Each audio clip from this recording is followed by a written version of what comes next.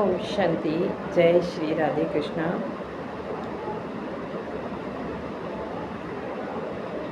जब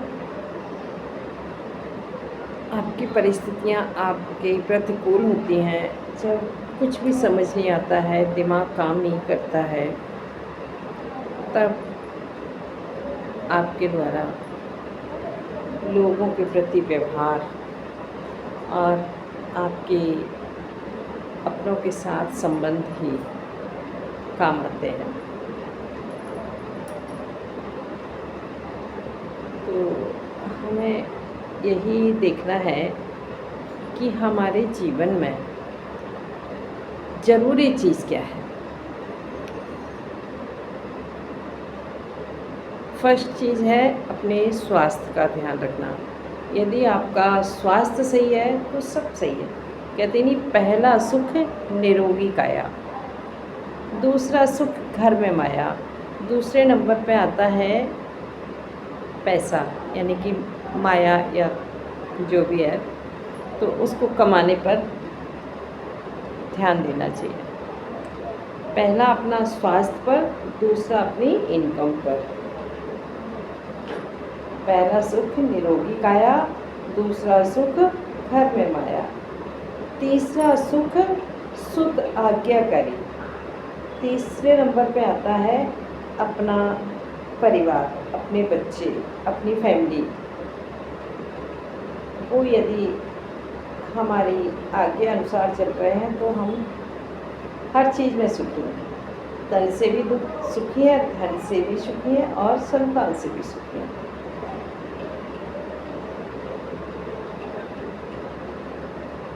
तो हमें अपना समय ना इधर उधर ज़्यादा इन्वेस्ट नहीं करना है। अपने स्वास्थ्य पर ध्यान देना है, अपने काम पर ध्यान देना है, अपने बच्चों पर ध्यान देना है, और साथ ही साथ इसी के साथ हमें थोड़ा अपनी आने वाली यात्रा की तरफ भी ध्यान देना है, क्योंकि हमारी यात्रा किधर जा रही है? ऊपर की ओर। अब हमारा एक एक दिन कम हो रहा है जीवन से। इस पृथ्वी पर आए हैं जब से हम, तब से हमारी उम्र में से 40 या 50 साल कम हो चुके हैं। हम लोगों को लगता है कि हम 50 साल के हो गए, बहुत खुश होते हैं। अरे 50 साल के नहीं हो गए, 50 साल आपकी उम्र से कम हो गए।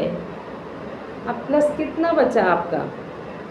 आजकल उम्र कितनी होती है? 100 साल तो किसी की होती नहीं है, मिनिमम 60-70 के बीच में होती है। तो यदि आप 50 के हो गए तो आपकी एज कितनी बची? 20 साल बची। अब आपने 50 साल तो गुजार दिए कमाने में, खाने में। अब जाने के लिए कब जोड़ोगे? 20 ही तो वर्ष बचे आपके पास। अब 20 वर्ष में भी आधा समय तो हमारा सोने में गुजर जाता है। 10 ही बचे ना। 10 में से कितनी जगह हमने डिवाइड कर रखा है अपना समय। घूमने भी जाना है, काम पर भी जाना है, स्वास्थ्य का ध्यान भी रखना है, भोजन भी बनाना है, बच्चों को भी देखना है, माना कि बहुत सारे काम हैं। अब भगवान के लिए समय कब मिला? समय तो इसी से निकालना है। तो भगवान जी के लिए समय अलग से नहीं मिलेगा। अलग से हमको उम्र नहीं बढ़ाई जाएगी कि आप तुम भगवान का भजन कर लो। और भजन में फिर मन भी नहीं लगेगा, क्योंकि कानों से सुनाई नहीं पड़ेगा, आँखों से दिखाई नहीं देगा, और जब दांत वगैरह गिर जाते हैं ना तो हमारी आवाज़ भी ख़राब हो जाती है। तो मतलब हमारे कुछ बोलते हैं, कुछ निकलते हैं शब्द, तो हम किसी को अपनी भाषा भी समझाने में दिक्कतें आएंगी। तो हमें समय रहते ही जाने की तैयारी भी करनी। जाने की तैयारी क्या है? हमें कुछ समय भगवान के लिए भी निकालना है। भगवान के लिए क्या, वो अपने ही लिए निकाल रहे हैं। यदि हम भगवान के नाम से कुछ समय सत्कर्मों में निकालेंगे, वो हमारी पूंजी जमा हो जाएगी, वही हमारे साथ जाएगी। सत्कर्मी तो हमारे साथ जाएंगे। तो अब हमें क्या करना चाहिए, अधिक से अधिक सत्कर्म करना चाहिए, क्योंकि हमारे पास कितनी उम्र बची है अब, 70 मान लीजिए, 70 थी भगवान जी ने जब भेजा, उसमें से 50 तो बीत गई खेल पाल में, बच्चों को पालने में, जाने अनजाने कुछ भी नहीं किया हमने जाने की तैयारी। तो अब हमें क्या करना है, तैयारी करना है जाने की। अब हमें फालतू में अपनी बुद्धि नहीं फंसानी है इधर उधर। तो अब जितना वक्त मिले ना, एकांत में बैठ करके भगवान का भजन किया कीजिए, भगवान से बातें करिए। देखो मैं आपको एक स्टोरी सुनाती हूँ।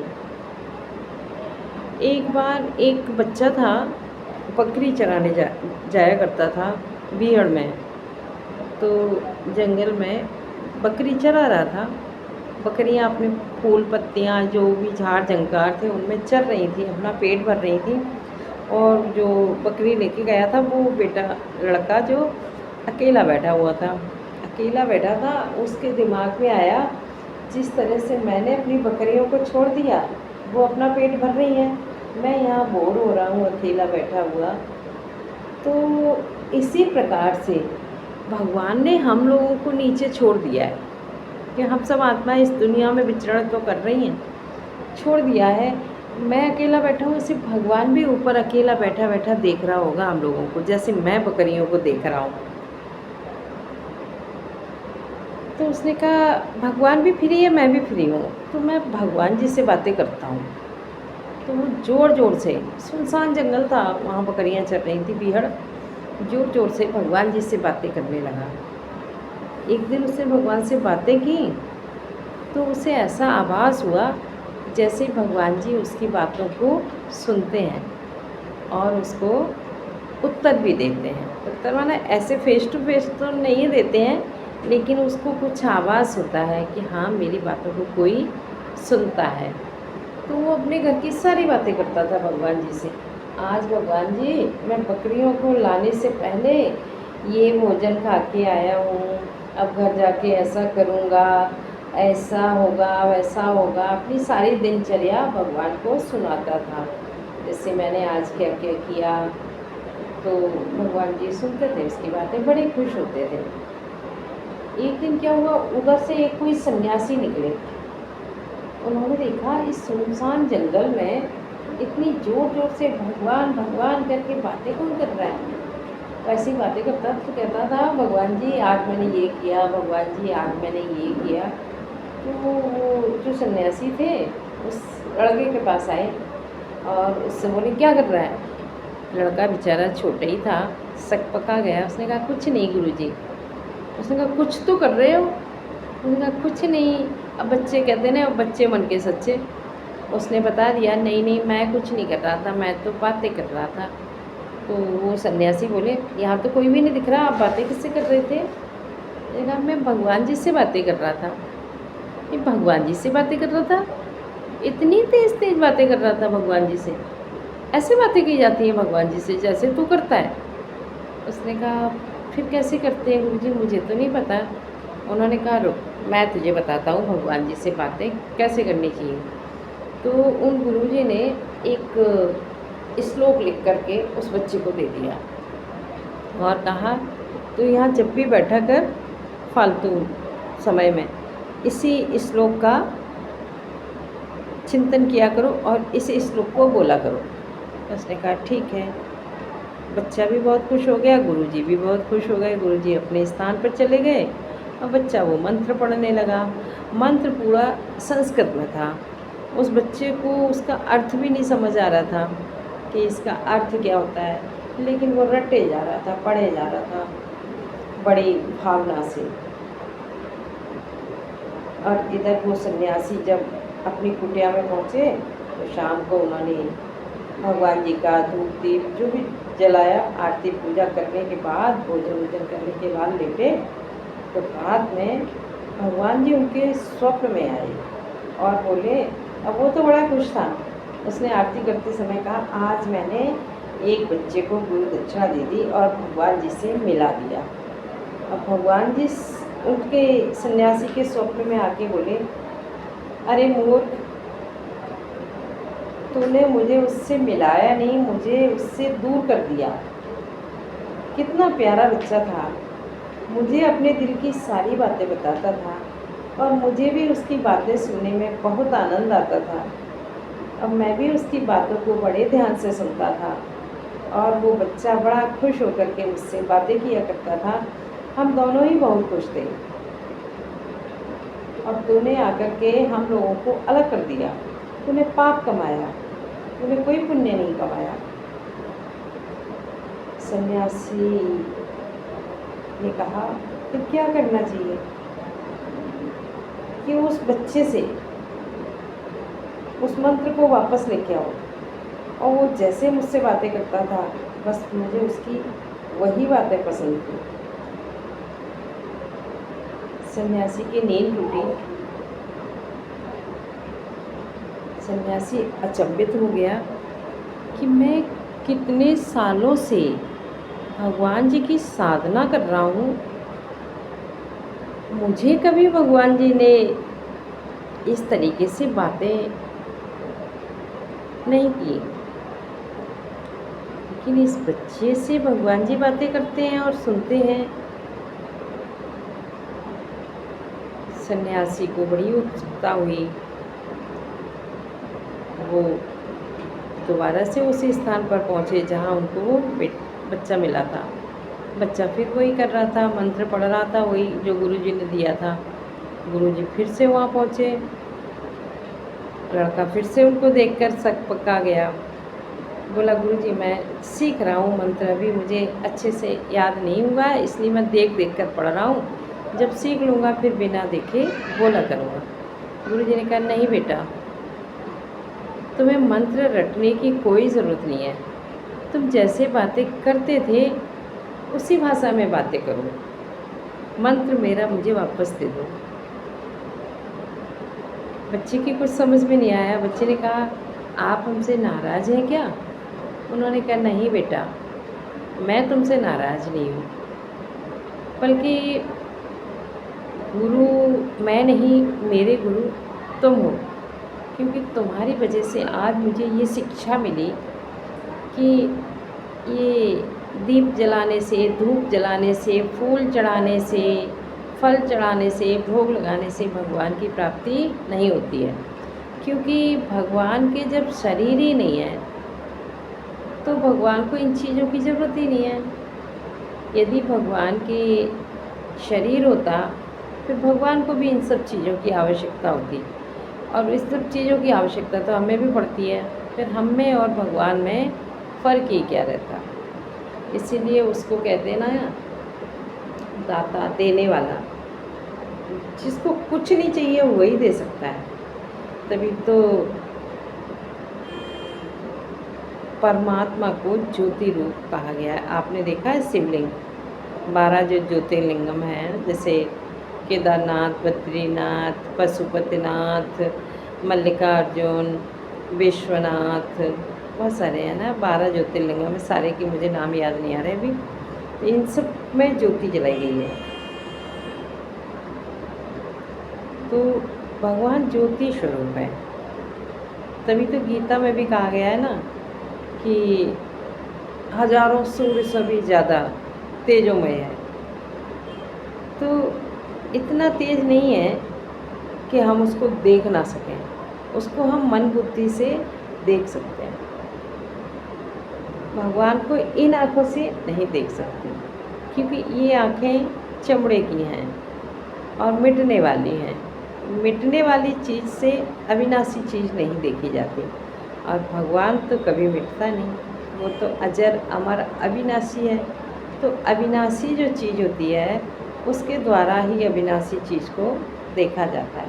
तो आत्मा भी अविनाशी है, परमात्मा भी अविनाशी है। जिसको कहते हैं ना कि आत्मा ना जलती है, ना कटती है, ना मरती है, ना भीगती है। सच बात है।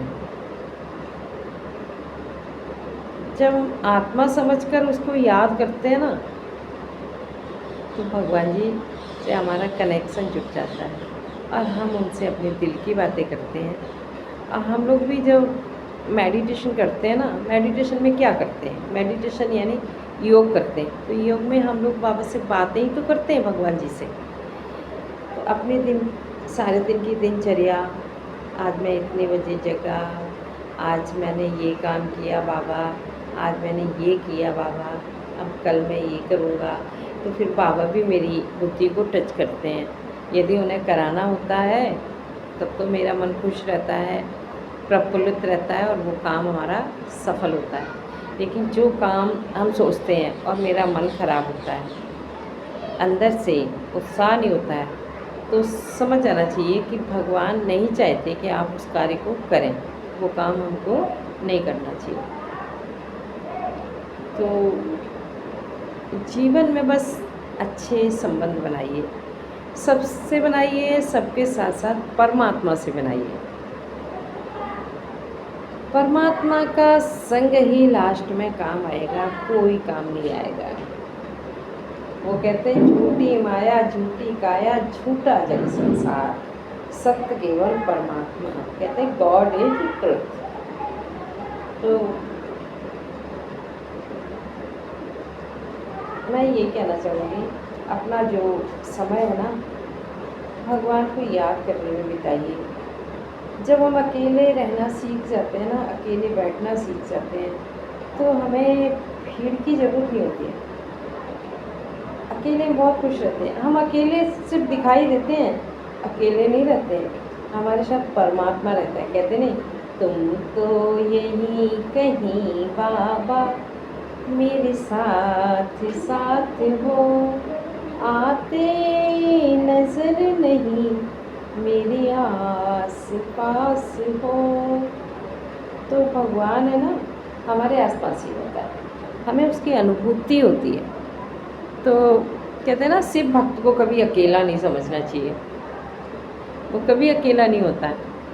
आपने देखा होगा जो शिव भक्त होता है ना, उसके कितना बड़े से बड़ा काम हो कभी रुकता नहीं है। धन की जब आवश्यकता होती है, पता नहीं चलता है कहाँ से जादुई तरीके से धन इकट्ठा हो जाता है और सारे काम हो जाते हैं। और वैसे कुछ भी नहीं है, फ़कीर है। तो भोले बाबा कैसे हैं, शमशान में रहते हैं, उनके पास क्या है, कुछ भी नहीं है, लेकिन वो दुनिया को दे रहे हैं। बस वही स्थिति एक शिव भक्त की होती है, उसके कोई काम रुकते नहीं हैं, सारे काम बढ़िया होते हैं और उसके पास कुछ होता भी नहीं है। ओम शांति। आपको मेरी बातें अच्छी लगी हों तो मेरे चैनल को सब्सक्राइब कर लीजिएगा और लाइक कर दीजिएगा प्लीज़। ओम शांति।